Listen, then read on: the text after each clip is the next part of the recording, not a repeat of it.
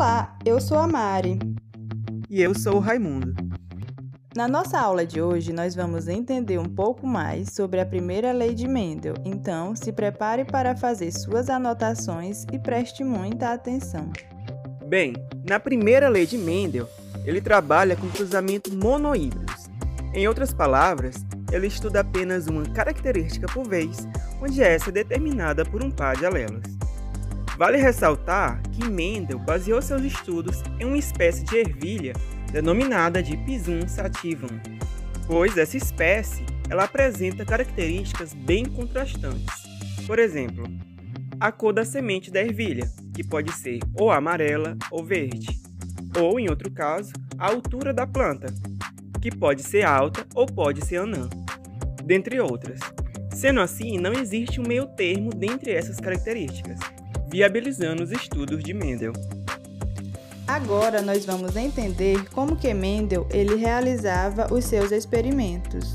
Para o cruzamento inicial, Mendel ele denominou de cruzamento parental, onde ele escolhia plantas puras, ou seja, plantas que após sucessivas gerações, elas davam origem a plantas com a mesma característica. Um exemplo que podemos observar é em uma planta alta que sempre originará plantas altas no seu ciclo natural, e isso ocorre ao longo de todas as suas futuras gerações. Um experimento realizado por Mendel se tratava de um estudo das características da cor da ervilha, onde Mendel selecionou plantas puras para tais características, como por exemplo, uma planta pura com sementes da ervilha na cor amarela e outra planta pura com sementes da ervilha na cor verde. Assim, ele promovia um processo denominado de fertilização cruzada, que é um cruzamento artificial que era realizado com as plantas selecionadas. Um informe muito importante para nós compreendermos a primeira lei de Mendel está nas flores da espécie da planta Pisum sativum, estudada por Mendel, que possui uma singularidade interessante, que é a de se manter fechada no momento de sua autofecundação. E após esta etapa, ocorre sua abertura, sinalizando que a reprodução já ocorreu. Então, Mendel escolhia uma dessas duas plantas e retirava dela a sua estrutura masculina, que é o estame, ou seja, ele emasculava essa flor, deixando apenas a estrutura feminina, que é o pistilo. Depois, ele se direcionava até a outra planta e coletava os grãos de pólens que estão presentes nessa flor. E assim, levava esse grão de pólen até a outra planta que não possui mais o estame e que possui apenas o pistilo. Desse modo, ele colocava esse grão de pólen dentro da estrutura reprodutiva feminina, viabilizando a fecundação cruzada, resultando na formação do zigoto por meio deste cruzamento artificial.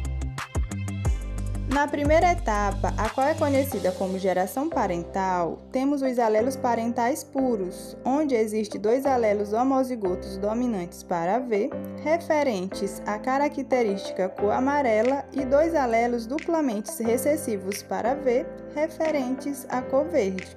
Teremos, portanto, um cruzamento entre alelos dominantes para V vezes alelos recessivos para V, na qual vamos obter como resultado desse cruzamento parental proles heterozigotas, que são representadas por alelos dominantes para V e alelos recessivos para V.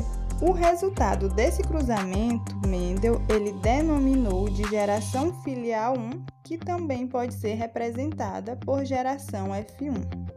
Observação: cada característica é representada por dois alelos, onde se identifica se é de caráter dominante ou recessivo com diferenças na representação das letras. Por exemplo, a letra a ser utilizada é a letra da característica recessiva. No caso das ervilhas, a semente que apresenta a cor verde é recessiva em relação à semente da cor amarela. Então, nesse caso, a letra a ser utilizada é o V, onde para indicar que a característica é dominante, se coloca uma ou duas letras em maiúsculo, e para a característica recessiva, coloca-se as duas letras em minúsculo, ficando para a cor amarela dois alelos duplamente dominantes, ou um heterozigoto para V, e, para a característica da cor verde, dois alelos duplamente recessivos para V.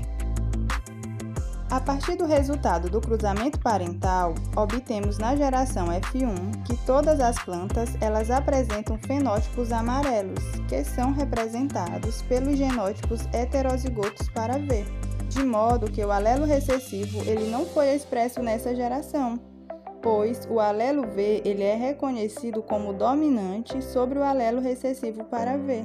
Por isso, todas as ervilhas elas são amarelas. Mendel entendeu que o indivíduo F1 era resultado da fusão das informações trazidas de cada uma das plantas parentais.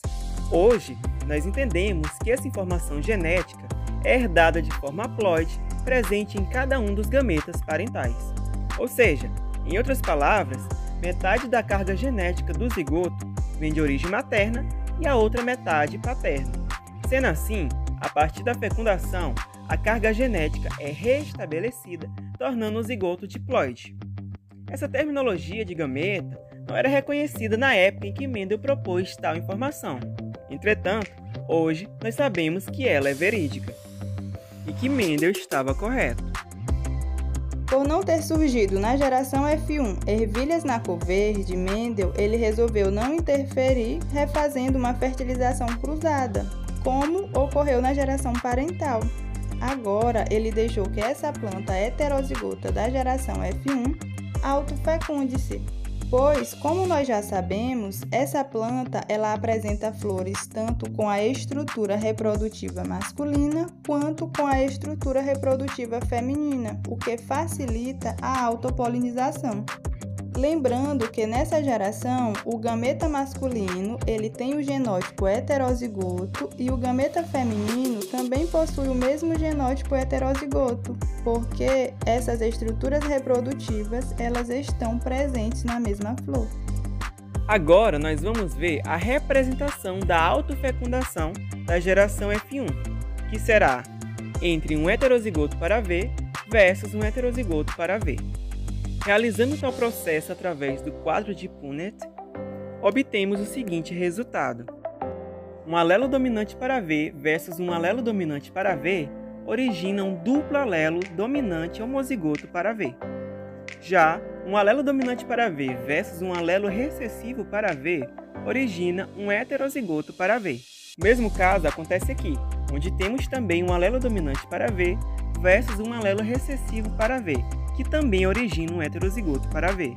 E por fim, temos um alelo recessivo para V versus um alelo recessivo para V, que origina um duplo alelo homozigoto recessivo para V. Portanto, o resultado desse cruzamento, Mendel ele denominou de geração filial 2, que também pode ser representado por F2, onde obteve-se nesta linhagem duas classes fenotípicas assim distribuídas. A cada 4 sementes de ervilhas, 3 expressaram a cor amarela e apenas uma expressou a cor verde. Podemos observar aqui que a cor verde ela já voltou a aparecer nessa geração. Portanto, as proporções fenotipicamente obtidas foram 3/4 para ervilhas na cor amarela e 1/4 para ervilhas na cor verde. Já em relação às proporções de genótipo, nesse caso, obtivemos 1/4 de duplo alelo dominante para V, 2/4 de heterozigotos com alelos dominantes para V e um alelo recessivo para V, e 1/4 de um duplo alelo recessivo para V. Assim, cada característica estudada por Mendel parecia ser controlada por um fator hereditário que é existente em duas formas, uma dominante e a outra recessiva. Mendel também realizou experimentos semelhantes de cruzamento, estudando outras características, como por exemplo a textura da semente, o formato da vagem, a cor da vagem, a cor da flor e a posição da flor, onde ele observou que as proporções se mantinham. Então, como nós vimos no começo da aula, a primeira lei de Mendel ela trata sobre cruzamentos monohíbridos.